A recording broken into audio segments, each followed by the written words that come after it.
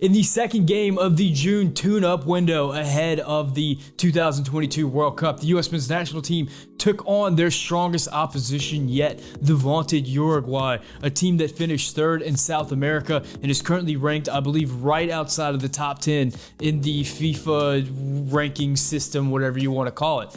Now, all that being said, Uruguay was missing some of their top players. However, they did come in later in the game, and the team that Uruguay put on the field still represented some of the toughest competition that the U.S. has faced, certainly outside of World Cup qualifying. The game it was a back and forth affair. The U.S. had their moments. Uruguay certainly had theirs.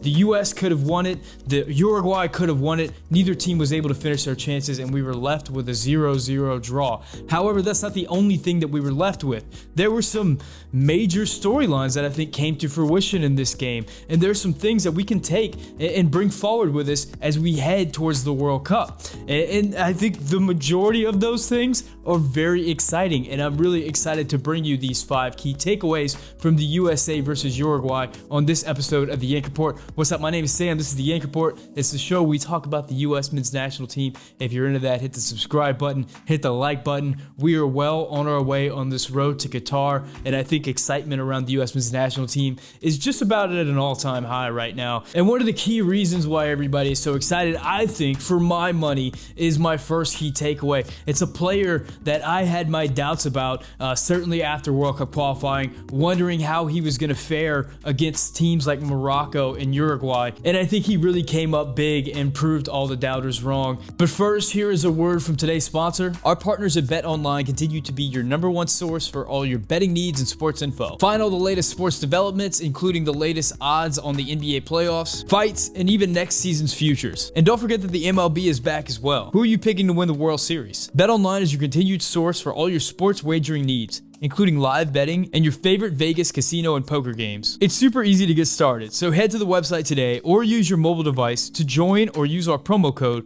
BELIEVE.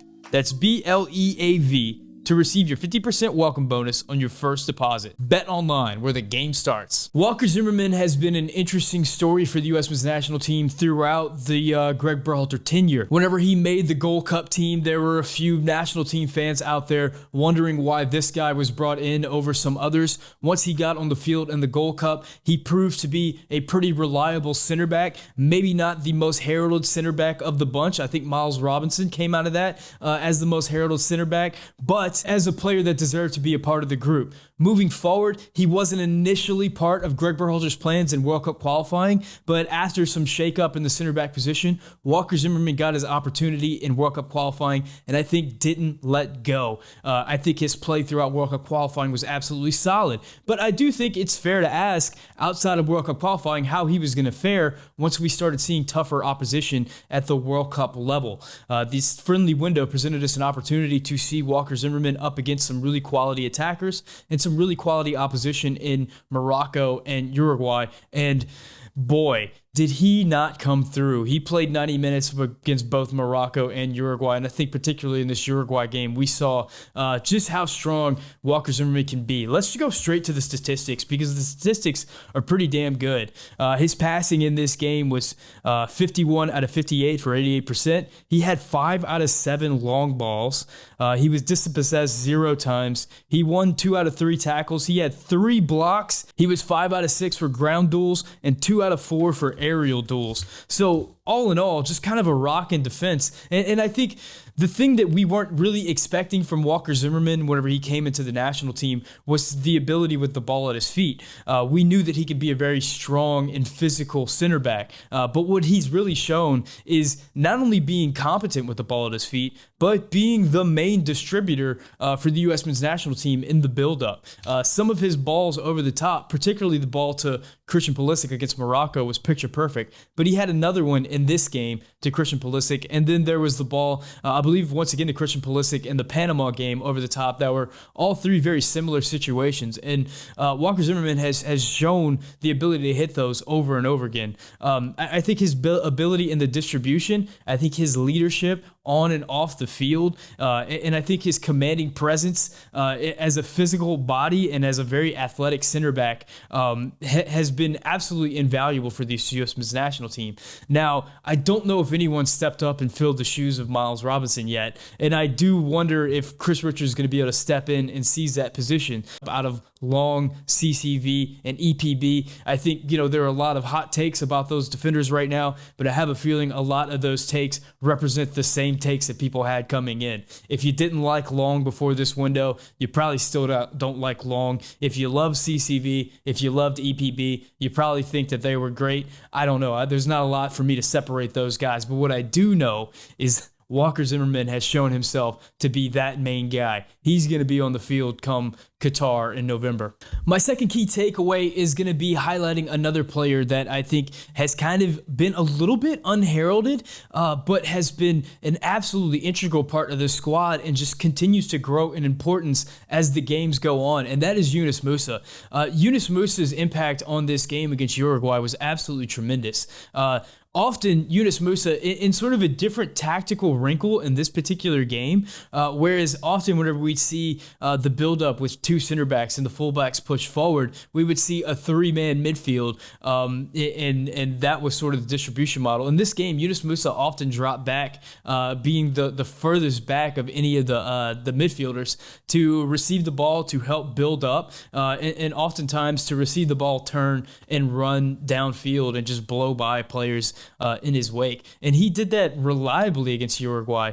A really impressive performance. One of the first players that Greg Berhalter mentioned in his post-game press conference was Yunus Musah and talked about what a star he was. Now, he did mention just the only knock that you can have against the player in this moment, and that's his final ball. Once he gets into that final position, he has been a little bit slow to release that final pass, and sometimes whenever he makes those epic runs from the defensive third all the way into the attacking third, he can be dispossessed pretty easily and turn a great attacking opportunity into a turnover and a counterattack the other way. That's sort of the last thing he needs to iron out. But I feel like outside of that, he's really turned himself from a player potentially impacting this roster to a player that might be a nailed-on starter at this point.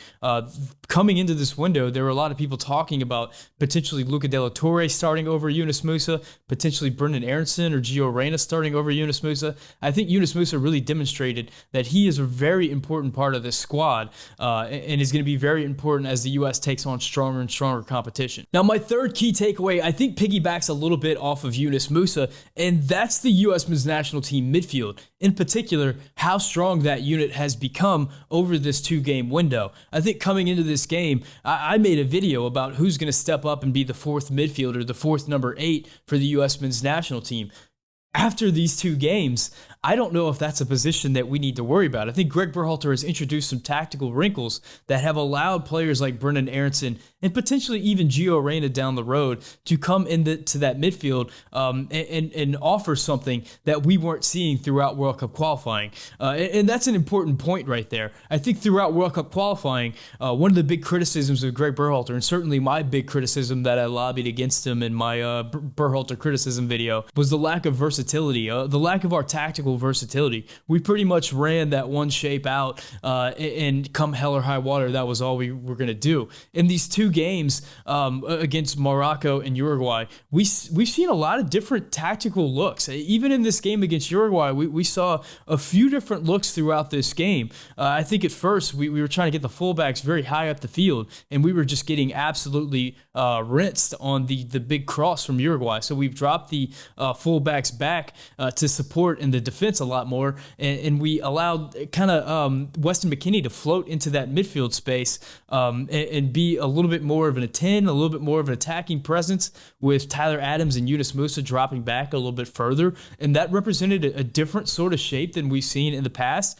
A really interesting shape, a shape that I'd like to see a full strength Weston McKennie operate in. It would be really interesting there. I know right now he's a little bit rusty, and we saw that rust on display in a few moments, but we also saw his brilliance as a player as well. But I do think that this U.S. men's national team midfield has really strengthened himself over these 2 games and has turned from a position where we're wondering who's going to step up and from the pool and join this group to wondering how players like Luca De La Torre, for instance, are going to find themselves getting playing time with such a strong group. And I think you really got to give credit to not only the players on the field stepping up, but for Greg Berhalter to kind of having some tactical versatility, introducing some new looks that have allowed other players to come into the mix and solidify this group. My 4th key takeaway, and I think that this is a big one, boys, I think this is one that we've been waiting on for a long time, is over these 2 games, the Morocco and the Uruguay game,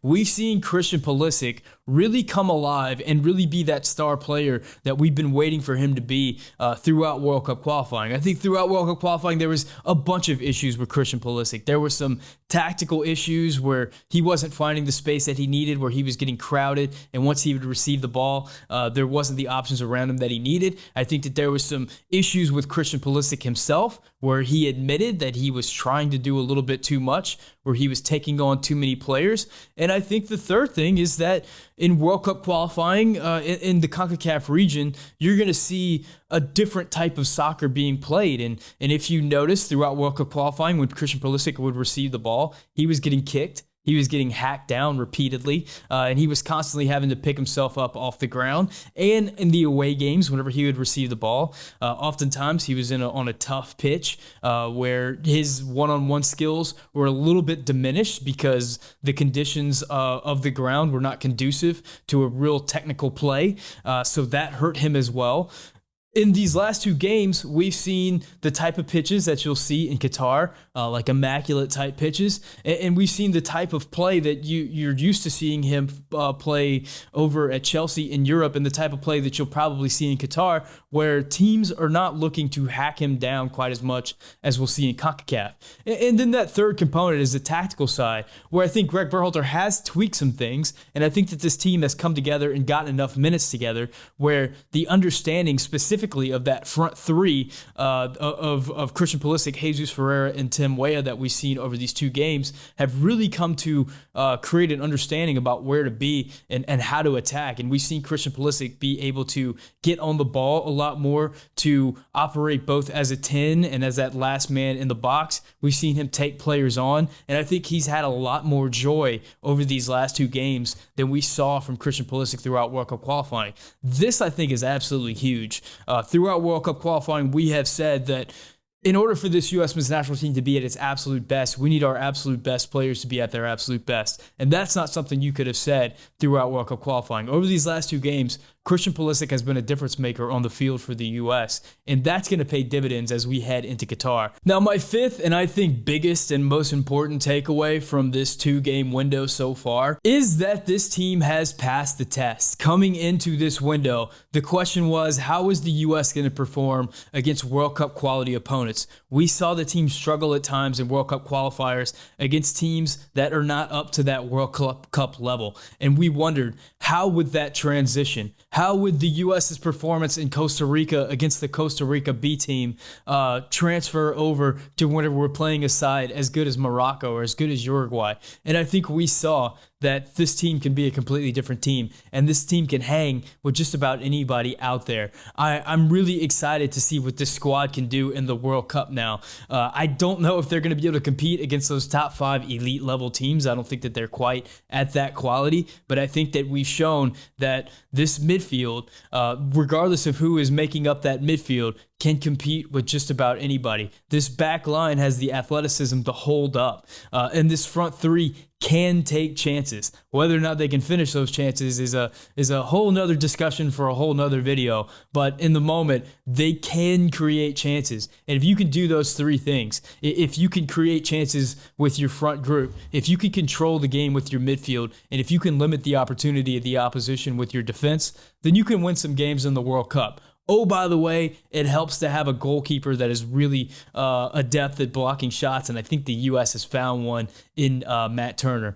Now, That being said, I thought Sean Johnson had a tremendous game as well. And if you told me that tomorrow Sean Johnson was starting a game in a World Cup, I would be a little bit disappointed that it wasn't Matt Turner, but I wouldn't be losing sleep over it. Certainly not. I thought he had a good game, particularly in distribution. But I think the more important thing is that in these two games, the U.S. has shown that they can go against top-flight opposition and that their press can hold up, that they can press these teams and be absolutely relentless and turn these teams over and create opportunities that way, that they can build from the back, even against these top flight teams, that these center backs and these fullbacks that we had questions about absolutely can get it done against this type of competition, and that this MMA midfield or whatever version of the midfield that we're throwing out there at the moment, they can get the ball from the defense to the attack, they can create opportunities, and they can aid in that defensive press that we've talked so much about throughout this road to the Qatar. Now, I think a lot of credit goes to the players. I think we've seen some players step up. I think Musah has really stepped up and become an asset for this team.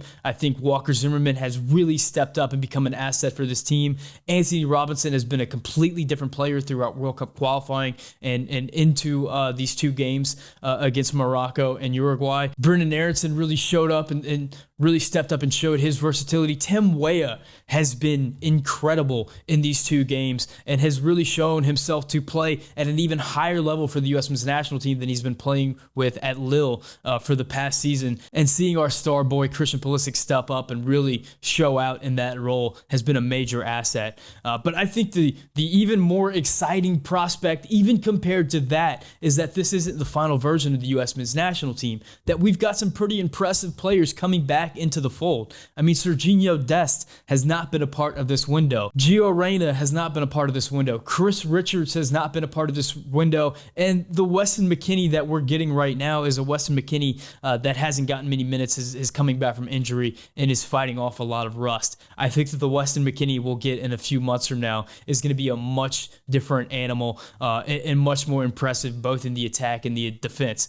Things are looking very good for the U.S. men's national team right now, and it's a very exciting time to be a fan. And look, I can't close out this section without giving some credit where it's due. Greg Berhalter has received an immense amount of criticism from the fan base over the last 2 years. There's been a lot of questions about his tactics, a lot of questions about whether or not the things he was doing would hold up against top-flight opponents, and I think he's shown all the doubters that he can absolutely compete at this level. Under Greg Berhalter's leadership, the U.S. put together two pretty good game plans against two pretty good teams, and they showed off some tactical versatility and some flexibility. One thing I always do after games is I try to get feedback from as much of the fan base as possible. I ask people questions about how they're feeling after the game, if anything changed for them after the game, and I gotta say, one of the clear things that I'm seeing on the message boards and on Twitter and everywhere else is that the Greg Berhalter hate is at an absolute all-time low right now.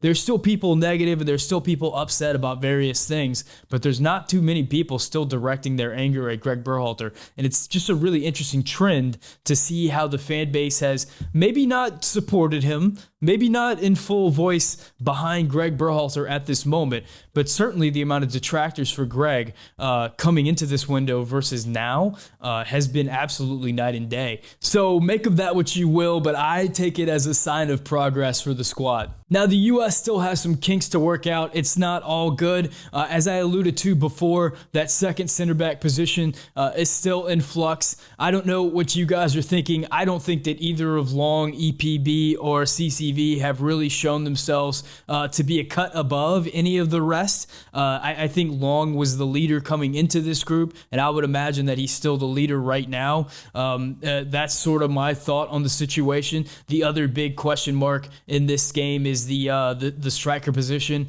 Jesus Ferreira, once again, is getting an opportunity to score goals, not putting away those goals. That's not good for the U.S. We've got to be converting those opportunities, especially considering this is a squad that has struggled to score goals over the long term. I will say Haji Wright didn't impress me in this game as much as he did in the previous game. I think Haji Wright will get more of a run out in the two Nations League games coming up, so we'll get to see a little bit more of him there. there. Hopefully both Haji Wright and Jesus Ferreira can get some goals in these next 2 games. However, considering the decline in the competition, I don't know if big games for either of those players in these next 2 games will satisfy that question of who's going to be the top striker for the U.S. men's national team. And I think Ricardo Pepi is still very much in the mix after this window. And I think the very last question mark for this squad would be the backup left back situation. Joe Scally got a full 90 minutes in this game after getting, I think, 20, 30 minutes in the game against Morocco. It was not very good against Morocco, and then once again, it was not very good in this game. I think Joe Scally's got a lot of soccer ahead of him, and he can very much be one of the top right back prospects or left back prospects for the U.S. men's national team moving forward. Whether or not he's able to get it together for Qatar, it's looking less and less likely at the moment. I have a feeling that our backup left back at the moment is Serginho Dest, and that we're going to take 3 right backs. We're going to take Dest, Cannon, and Yedlin to Qatar. I think that's pretty much how it's going to be at the moment. I'm anxious to see George Bello get some minutes to see if he can fare any better than Joe Scally did. But that concern is a little bit less and less for me as I've seen some different options and some different situations for the U.S. men's national team over these 2 games. So those are my 5 big takeaways for the U.S. men's national team. What are your thoughts on these 2 games, specifically this game against Uruguay? What did you think about the U.S. men's national team's performance? Do you think I missed anything important that needs to be discussed? Who is your second center back right now? Did your second center back change at all? Because I think what a lot of people do is they have their favorite before the game starts, and then whenever there's not a conclusive evidence, they'll just be like, yeah, I was right.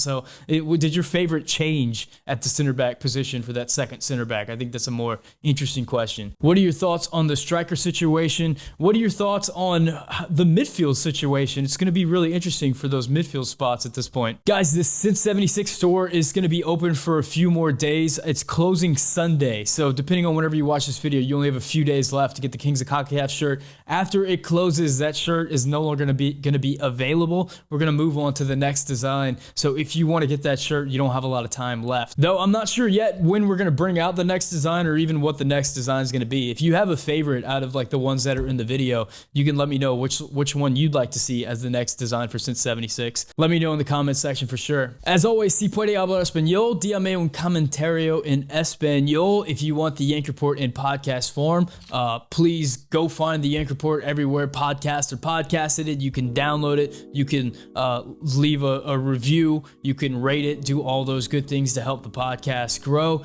Guys, thank you so much for hanging out, for subscribing, for hitting the like button, for becoming a member, all that good stuff. If you want to directly support the channel, you can become a member. There's different levels where you can become a member and different perks you can get with those memberships. You get badges, you get some cool stuff like that. Shout out to the Tier 2 members, Manuel Oliveras, Mike Irish, Chris Matassa, Matthew Hanna, and Matthew Doyle. Guys, thank you so much for watching. My name is Sam, and this is the Yank Report brought to you by Bet Online.